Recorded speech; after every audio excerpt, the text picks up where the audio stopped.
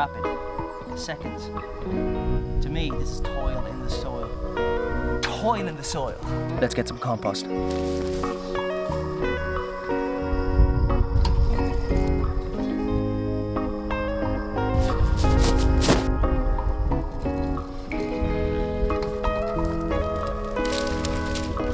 Boom, compost.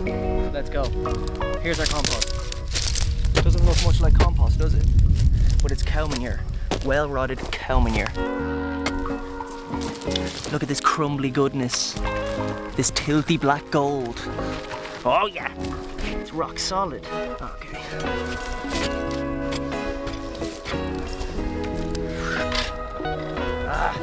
Shite fork. Should have brought the spade. I even thought about it. Why didn't I bring the spade? No, I'm getting the spade. Bang! The spade. What a magnificent tool. Because unlike the fork, which has a lot of space in between its tines, this has no space. Everything is lifted. Oh yeah! If you want a back like Bane, that massive back, get into spade work. This repetitious, fairly low weight work. I can't help but think, given the burn in my back right now, that this is gonna give me some serious growth. If not growth, at least strength.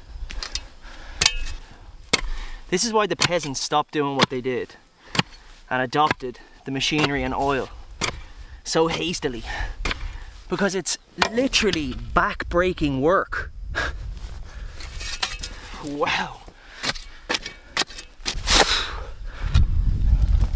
But what would you rather? Would you rather working away in an office in front of a laptop or a computer, slouched over, typing away, where your work bears little to no fruit, in the sense that in the physical world, what's the difference? You send an email, that's virtual. You type some words on a document, that's virtual. At least here, I am changing the landscape in a little way, a small way. Nonetheless, I'm doing it. And I can see the difference. And my body feels the difference. And I can sleep easy at night.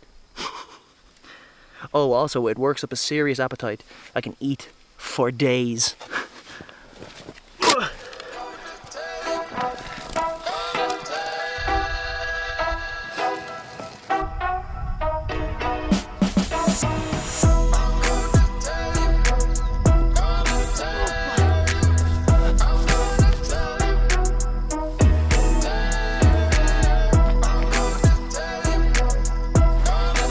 Fertility. It's such an amazing idea. This idea that you can fertilize your vegetable garden with shit.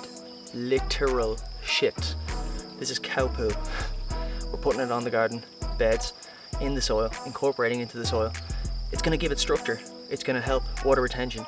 And it's going to give the plants nutrients. The plants that I will subsequently eat.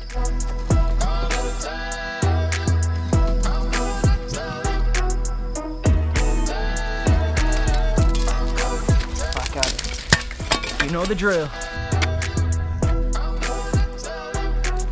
Okay, let's get out of here. Here comes the sun.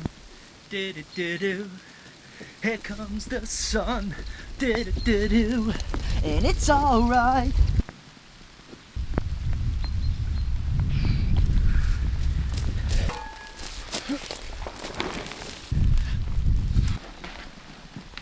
Dump the whole lot. Oh. Okay, let's get you inside. Now don't get me wrong, I in no way mean to imply that the only sort of meaningful work there is on this fine planet of ours has to do with toil in the soil. No way, Jose. But I'm asking the question, why is meaningful work so rare and difficult to come by? Why is it so hard to monetize one's creative passions and desires and impulses? And I suppose, now that I'm thinking about it, one of the reasons that meaningful work is so hard to come by is the cost of living. It's so freaking expensive to live in today's world that you're forced to choose work that pays well. And work that pays well tends not to be all that meaningful. Then you're left with a key question, a life-defining question, an unavoidable life-defining question. Do I continue working away at this job I don't like, subjecting myself to the intolerable meaninglessness of it all? Or do I strike out on my own path and see if I can't find an alternative means to make a living on this planet? I mean to imply that the second is the better option. Maybe that wasn't obvious, but I'm explicitly saying it right now. Because, and here's the unfortunate fact, you can simply go through life subjecting yourself to the whims of some boss man who cares nothing for you and your life, who cares only for profits and those places where economic incentive would direct him or her. That is the tragic thing. But I suppose that's also quite liberating, because really, it's up to you. As heavy as that might sound, it's also quite relieving, because you don't have to rely on anyone. You just say to yourself, I don't want this. I have such a conviction that I don't want this, that I'm willing to step into the unknown, the uncertainty of figuring things out as you go, as opposed to falling into some predefined cultural groove in which you may find some sort of safety and a sense of security, and also some money.